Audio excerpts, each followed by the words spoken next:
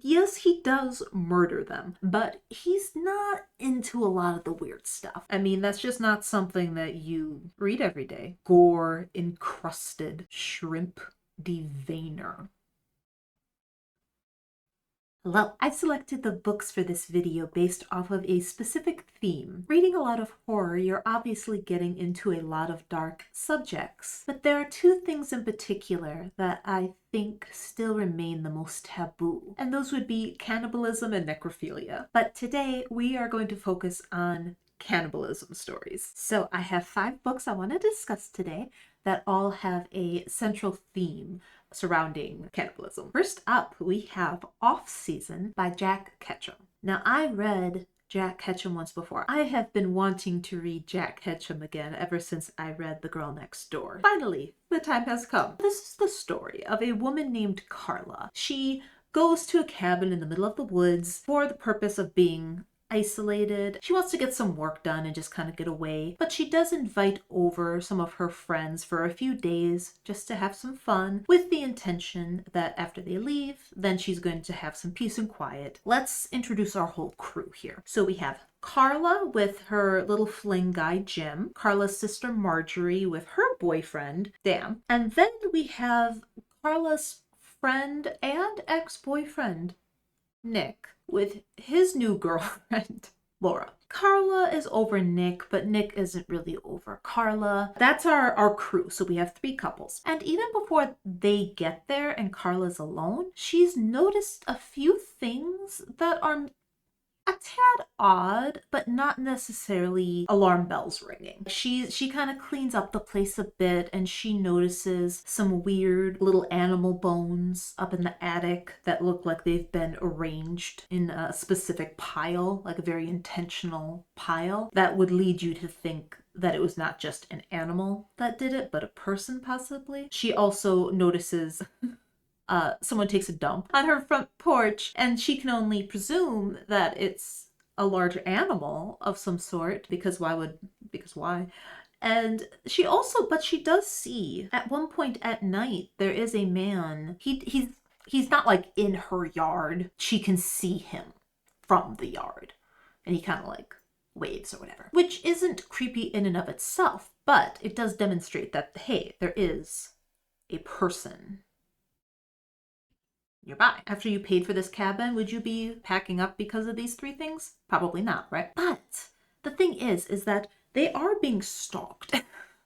There is this group of people. This group mostly comprises of children, but there are a few adults. A tribe type of mentality to it, despite the fact that they're in Maine. Not exactly uncivilized, because there does seem to be a religious component to their behavior, a spiritual belief in the consumption of others.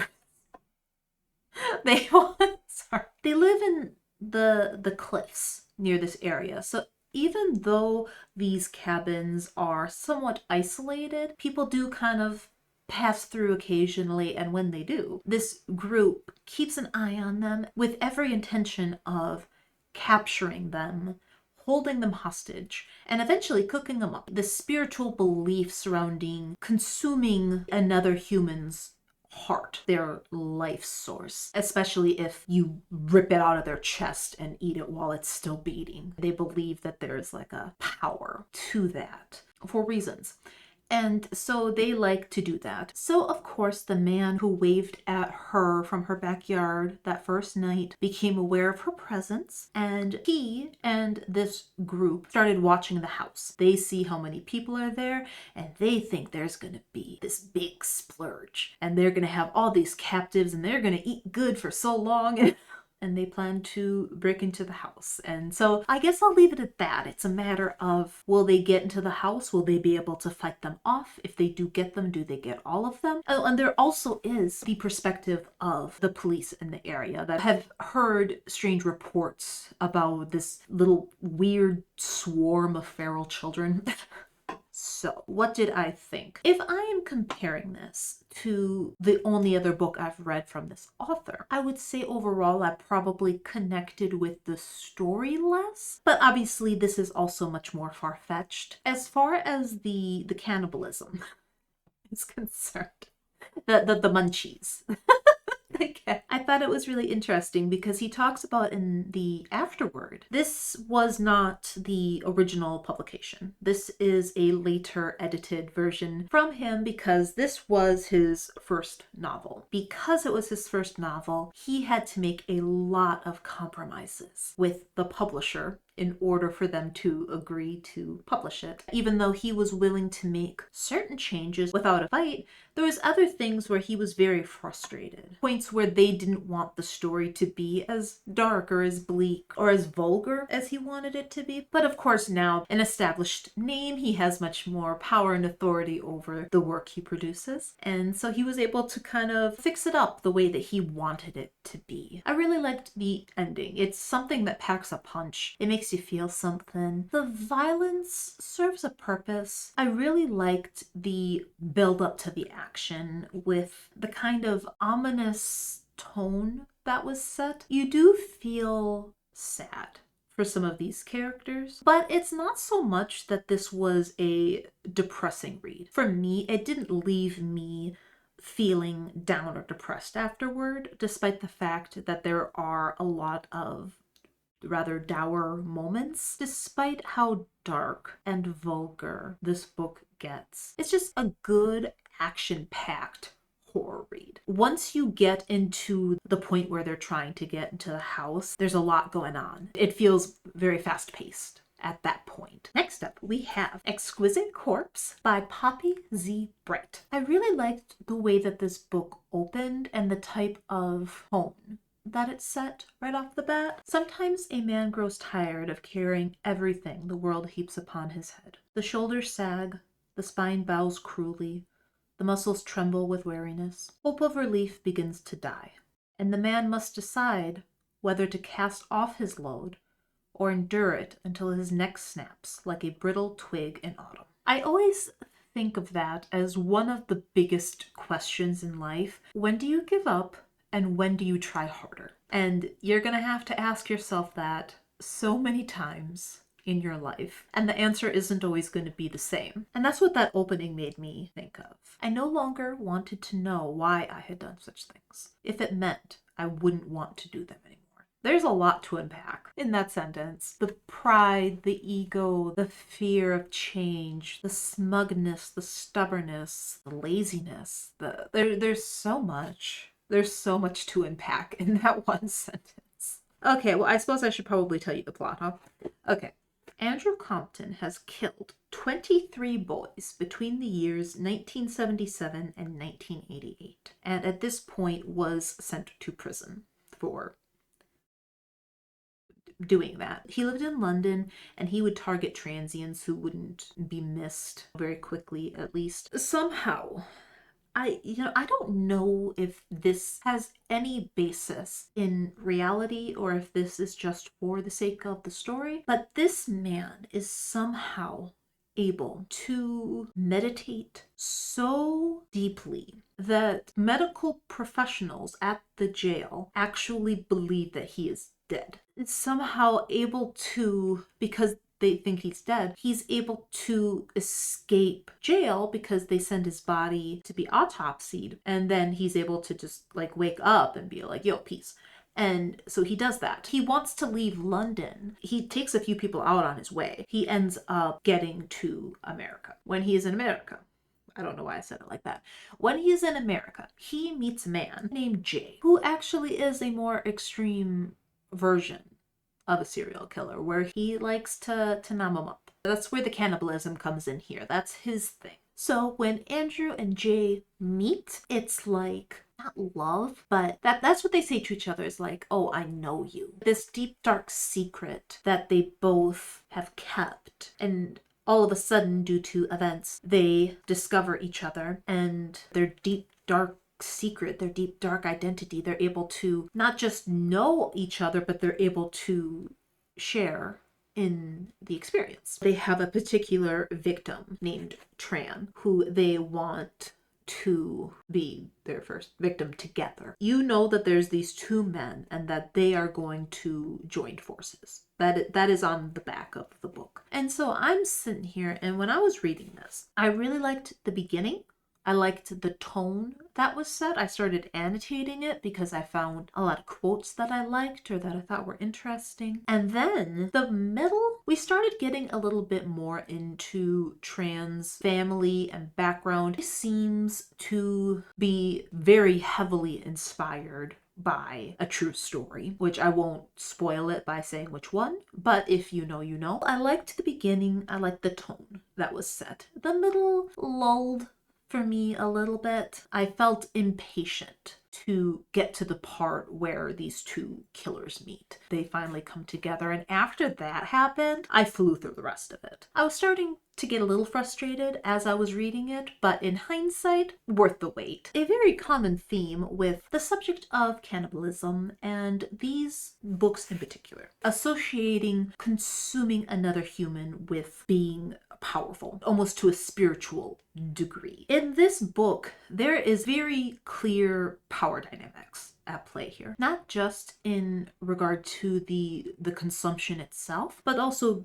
just between these people, these two serial killers, like who's going to be the alpha. Even between our victim Tran and other people in his life, we get introduced to his ex-boyfriend and his family, and we get a lot more into his background. The subject of power dynamics comes up a lot in so many different instances. The time period in which this is supposed to be taking place, the location in which it is taking place, and also the community that these are all homosexual men. Also, there's heavy drug use. So many characters have HIV or AIDS. That in and of itself is a whole nother layer to this book. When you feel so powerless for whatever reason, the ability to completely dominate another person, you've defeated them and dominated them into such a place of submission that you are able to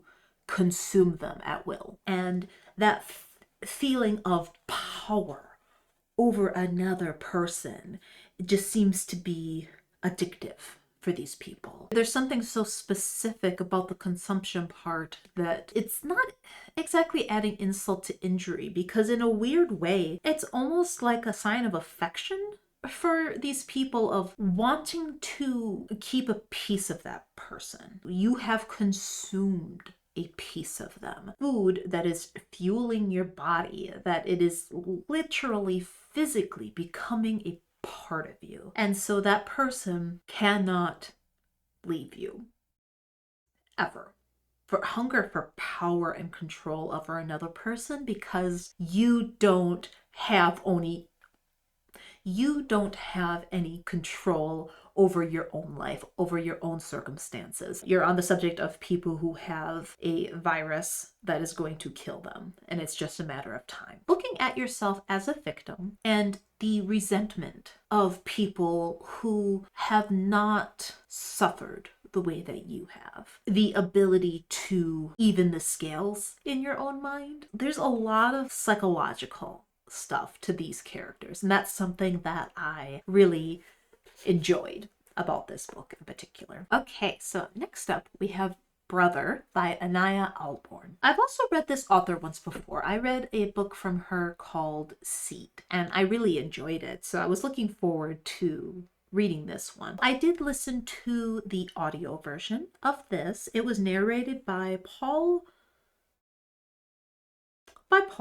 Gosh, I'm the worst. Bomer?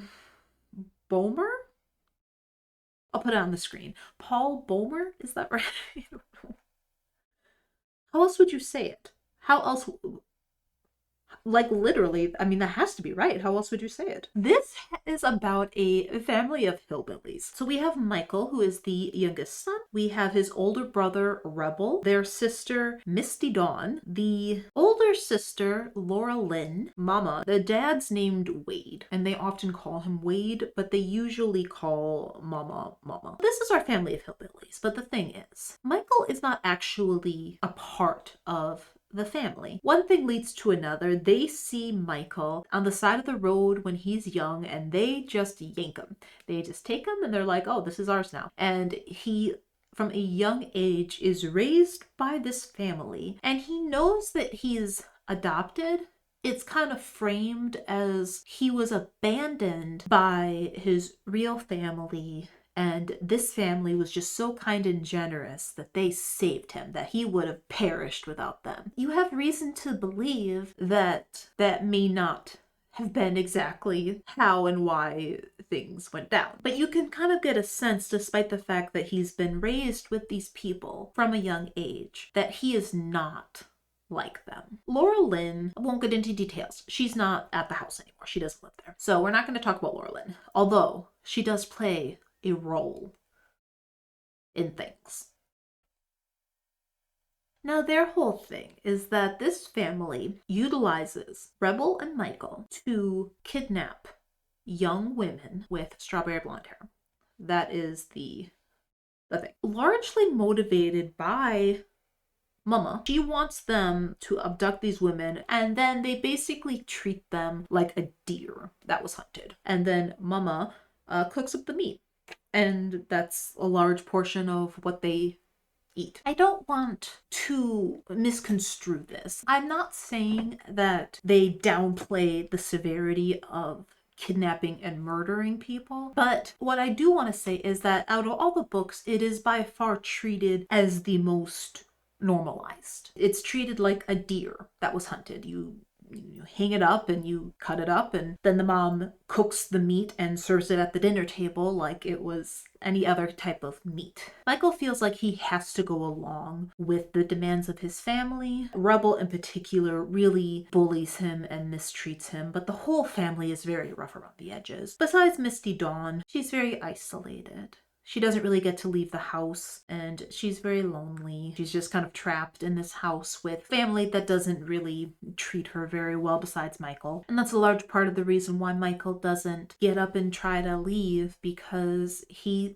worries about Misty Dawn and he's scared what will happen to her if she's left there alone. Rebel in particular really has a certain disdain for Michael. He really sets him up for failure, and despite the fact that Michael is very meek and tries very hard to please everybody, it never seems good enough for Rebel. As you progress through the book, you get a little bit into the background about why Michael is with this family in the first place, about where Laura-Lyn is. You discover certain things and you come to understand why there is so much vitriol from Rebel towards Michael, and Michael seemingly doesn't even know why. And then the tide seems to turn a bit, and Rebel is inviting Michael to come out with him when they meet these two young women at a record store. You know, Rebel is kind of flirting with one of the girls and Michael's just smitten with the other girl. Rebel is heavily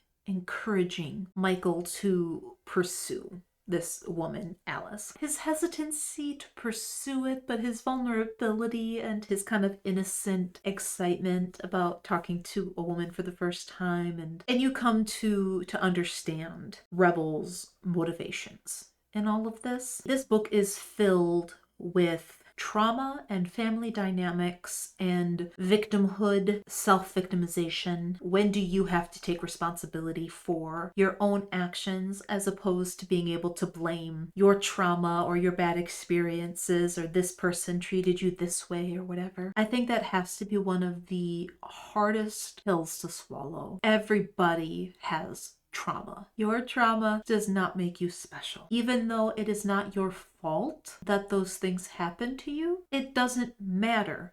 You still have to be the one to fix it. You are not justified in mistreating people or doing bad things because of your trauma. You can have a valid reason, but that doesn't make it a good excuse. The cannibalism, the way that it is treated so much like hunting, it comes across as a justification that this is a family that does not have a lot of money or a lot of resources, and they need to make do with what they can get, and they at times portray it as simply that it is easier to catch a person than it is to hunt a deer. Because the person, if you just say the right things, they'll just get into the car with you. The way that it's framed, the way that they think about the consumption of other people, that they feel justified in doing that. And they do not feel bad and they do not feel guilty because that is what they have to do. That in and of itself justifies all the pain and suffering that they are putting upon other people who have done nothing to them. And Michael, he is so mentally and physically beaten down. He is so meek. And he does not stand up for himself. He does not resist. He is in a very fragile state of mind. But you could argue the same thing for him. At what point is the fact that you were mistreated not an excuse for the fact that you participated in these crimes? And so you can feel sorry for him, and you do. It's just a subject that I find very interesting. I got a lot out of this book in particular in regards to that. I found it really interesting. I liked it a lot. It's similar in vein to the way I perceived Seed, where it just really seemed to me like there was a lot of metaphors, a lot of layers to peel through. Next up, we have Succulent Prey by Wrath James White.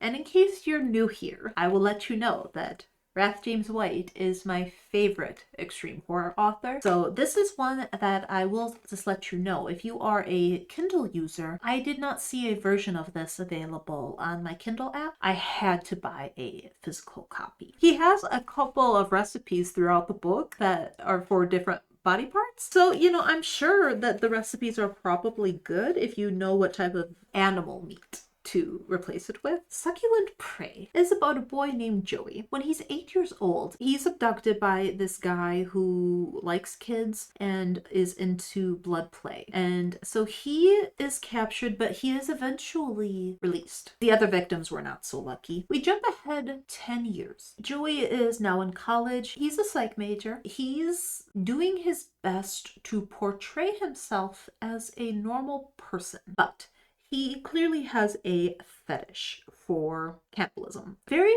specifically that he wants the woman to be alive while he is consuming them. As a very particular part about his fantasy, he likes to peruse online boards where people kind of indulge in this type of fantasy, where they act as if they're going to meet. You have the victim who's willing to be consumed and the guy who wants to consume them, and they act like they're going to meet up, but it just sort of seems like role play more than anything else. But Joey and his instincts starts to become harder and harder for him to resist. And it gets to the point where instead of just lusting over attractive women when he sees them, it's becoming more and more carnal in terms of wanting to eat them or eat part of them. The combination of that desire to actually eat and consume them with his sex drive they are very interlinked. He recognizes that there's something wrong with him, but his theory is that it is an actual illness, like a virus, that can be passed between people. He thinks that the fact that he was abducted as a child, that it was not a trauma response, that he has become interested in other depraved activities. He believes that some kind of physical illness was transferred to him at that time. He actually seems to try very hard to find other outlets for these feelings. He joins a support group that is meant to be for sex addicts, something that maybe initially had the intention of trying to help with his problem. It sort of just becomes more of like people just going there to swap their depraved stories. He also starts going to sex clubs to try to engage in consensual but fringe type activities. And unfortunately, both of these places end up just becoming his hunting grounds where he can find potential victims. He meets one woman in particular at the club who he takes a bit of a fancy to. He's very attracted to her. But unfortunately for her, him being attracted to her means that he wants to harm her. He tries very hard to resist acting these things out with this woman that he cares about. However, due to the fact that he wants her around and can't seem to let her go. It's kind of just a matter of time. And also his proclivities, it keeps one-upping itself. And it's becoming less satisfying. And he needs to keep doing more and more and more frequently and all of these things. And it kind of becomes this thing between him having to decide if he truly believes that this is an illness and if he can try to find a cure, or if he even wants to be cured. Now this book, in true Wrath James White fashion, there's always layers to his books. And I loved this. I'm not sure. It's too soon to say. It might be my favorite. I have to wait and see if it stands the test of time a little bit. Give it a little bit more time to marinate and see if it sticks with me in the same way. But regardless, whether or not it's my actual favorite, it is definitely up there and I enjoyed it a lot. There are so many ways that you could interpret so many different possible metaphors for this behavior. I mean, obviously you look at someone who gives in to this obsessive desire and then finds himself in a position where he can't stop and he just wants more and more and more. And obviously you could associate that with drug use or alcohol use or even sex addiction, right? You could associate a lot of these subjects with cheating, where he cares about this woman. What was her name? Alicia. That's the woman that he meets at the club that he actually cares about. If you think about this in terms of cheating, that he doesn't want to hurt Alicia, but he just can't stop himself, that he never really cared about doing this to other people, but doing it to Alicia, now he feels bad and he doesn't want to do it, but it's so hard to resist. There's so many possible metaphors. The way that this man views his condition, a physical condition that can be passed from person to person, that is contagious to some degree. Basically like an unfiltered impulse response that just makes it so people act on their most basic animal instincts, don't really have the ability to prioritize a sense of moral or ethics because they're kind of on their base animal level. When he talks about his hesitancy and at the point where he questions whether or not he wants to find a cure and he starts to kind of doubt, it's not even that he feels good about what he's doing in and of itself. It's just the fact that he is addicted to feeling so intensely about something, to feel such intense desire and want for something. And he fears if he was cured that he would never feel anything like that ever again, and that life would be colorless and boring, and he would just always feel like a shell of himself if he didn't have these depths of emotions, because it is a very intense experience for him. This sense of bloodlust, this sense of physical and carnal desire, he is able to perform sexually with very small intervals between. He does not need time to kind of get rearing to go like most men would. And so you could argue that that would be an element of his sickness, or it could have nothing to do with that and he is just, some people are different and some people have physical abnormalities, right? But then there's also parts where he is physically transforming himself. There's a point where he files down his own teeth into sharp points. And so you read parts like that and it almost kind of comes across like he's trying to convince himself that he's a monster instead of just a sick man. Because that is an element of this where he partially believes it's a physical sickness, but he also kind of combines that with vampirism and lycanthropy, like being a werewolf. And he doesn't specifically say that he's one or the other. He kind of jumps back and forth to just thinking that he's some sort of monster. It's just kind of a amalgamation of all these different things that he's bringing together to justify his behavior. But there is still an element of shame there when it comes to Alicia. And Alicia is a whole other bag of worms, and her character and her arc, that sort of mentality of being so desperate for affection and acceptance that you will put up with being so mistreated and keep going back. There is so much in this about her character in terms of what is essentially fairly on face value as an abusive relationship, or maybe even like Stockholm Syndrome he mentions in the book. That's what she tells herself, is maybe I have Stockholm Syndrome. But she has this desire to please him despite everything about the way he's behaving. There's a lot here. It was very sad to read. It was also very frustrating to read, filled with vulgarity and violence and gore, an actual plot that has meaning and depth to it, with just everything you want when you're reading extreme horror. He just melds those worlds beautifully, and this is no exception to that. I enjoyed it thoroughly. Okay, and last but not least, we have The Eyes Are the Best Part by Monika Kim. Okay, so this is about a Korean family who lives in America. I listened to a sample of the audiobook because I really don't want to mispronounce the name. So if I do not say this correctly, I'm very sorry. Ji-woon is the main character's name, who is a woman who is just kind of starting off in college. Mom, who goes by Uma, her father, Appa, and her sister, Ji-shu. The title of this book, it's based off of this belief that eating fish eyes is good luck. So this family starts going through some turmoil because the father leaves them for another woman. When the father leaves, it creates complete and utter turmoil in this family. The mom is not handling it well at all. So terribly sad and anxious. She is just hoping that he'll come back. Well, the father does not come back.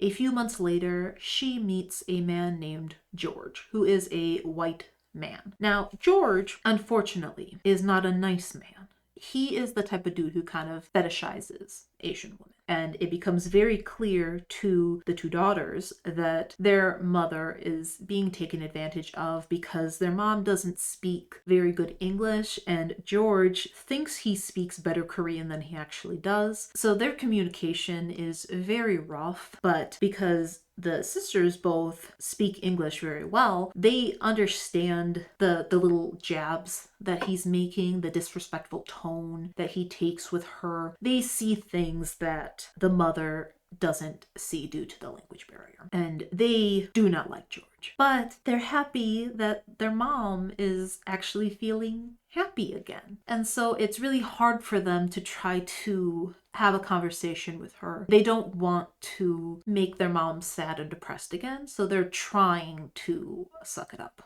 However, Ji-woon, you start to see what initially at the beginning of the book, it's kind of a bit of a slow burn. She seems like a relatively normal girl, and then she doesn't.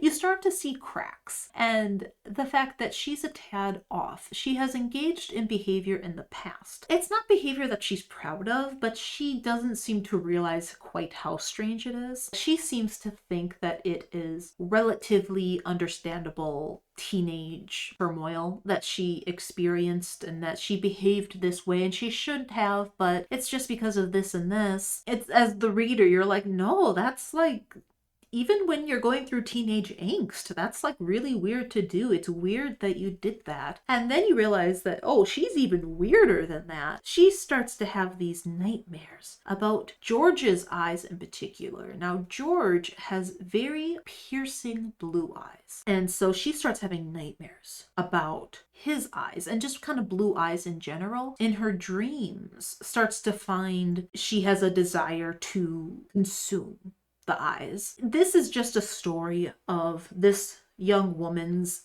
descent into madness as these nightmares become more and more prevalent, and these sorts of thoughts and fantasies start to bleed into real life and her real life relationships with her friends at school and her family and George and all this stuff. As far as the cannibalism is concerned, I would say that the focus is primarily on the eyes. Like it does stick to the eyes specifically, but the descriptions of consuming the eyes are very gruesome and very descriptive. I thought it was very impactful, the gore of the eye consumption. You try to imagine what it would be like if you could hold an eye in your hand, or what it would what it would feel like in your mouth. Like, and the idea of having a strong desire to consume. You could just take it as she is obsessed with blue eyes because she has this vendetta against George and George has blue eyes. But you also see this woman having a lot of struggles with not just George fetishizing her, and an Asian woman in general, but that is a subject that comes up in other places in the book with other characters. There is a struggle with overhearing sexual type discussions around Asian women, racist remarks regarding their names. I think it's not so much about the unintentional mispronunciation of the name, but it is the attitude that it doesn't matter. There's one point where there's this boy that she's going to school with who has a crush on her, and he gives her a gift of chopsticks, and it really rubs her the wrong way, and he doesn't understand why that was wrong. And I was thinking about it, and I was like, can you imagine if there was a boy who if there was a boy who had a crush on you, and so he gave you a gift of like cutlery? That would be such a strange gift to give somebody. And yeah, so there's a lot of that subject in general. And so part of me thinks that perhaps the significance of the blue eyes is not just about George specifically, but that it is representative of the stereotypical Aryan beauty standards that, she might associate with people who have mistreated her family, and just her entire race. This was Monika Kim's debut novel. I really enjoyed it. I thought it is definitely a bit of a slow burn in the beginning. It doesn't really start with the action right off the bat, but to me it was a very effective build-up. I don't know, I think that there are people who would read this book and have kind of the, oh, good for her type reaction to it, but that wasn't quite what I got out of it, even though she reacts to people who have mistreated her and kind of tries to get her revenge in a way, but she also mistreats people who haven't done anything to her. She's an intriguing and interesting character to follow, and she certainly has her moments where she is more likable. You see her redeeming qualities, but much of the time she is hypocritical. She can be very harsh and she can be very dismissive, despite the fact that she seems to be very sensitive to those things herself. It's a lot of complex characters with complex feelings and complex motives, and I really enjoyed that about it. I think especially as a debut novel, it's so promising and it's so exciting. So I'll definitely be curious to read her again in the future. So yes, those are all of the cannibal books that I read. All these different books, they did take a slightly different angle on the psychology behind the human consumption, the power dynamics and the diminishing of human value, the loneliness, the desperation for control and possession, the animalistic instinct of it all. There's so many little intricacies. If you're still here, thank you so much for watching. I really do appreciate it. And maybe I'll see you the next time around. Bye. First up, oh, I forgot to grab them. Oh, shit. And then eventually cooking up